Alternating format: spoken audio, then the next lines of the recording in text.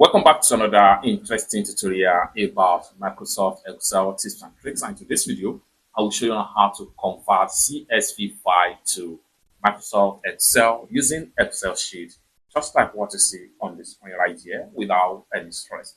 Let me show you how. The very first thing you want to do is go ahead and make sure you open up your Excel worksheet.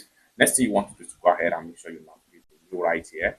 So you go ahead and click on new, and the next thing you want to do is go ahead and click on blank workbook. So having opened up your blank workbook, next thing you want to do right here is to come to the top right here. Go ahead and click on data.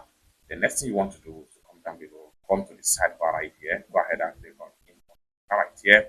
The next thing you want to do right here, go ahead and click on get data right here. And then the next thing you want to do is to get from file. So you have from text or CSV right here. So go ahead and click on that. And this is going to pump up right here. Next thing you want to do is to locate where you have your CSV file. So I have my CSV file in my download folder right here. So here we go. You can see a CSV file right here. So I'm going to go ahead and select on it. Next thing you want to do is go ahead and click on import. And the document is going to open up just like what you see right here. Next thing you want to do is to come down below right here. Go ahead and click on load. And in a few seconds, the file is going to be loaded up, just like what you see right here in my Excel workbook right here. So I'm going to go ahead and click on here to close the tab.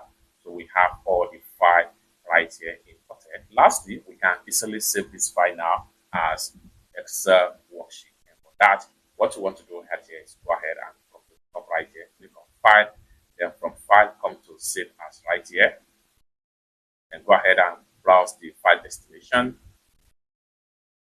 And here I'm going to save this into my desktop right here.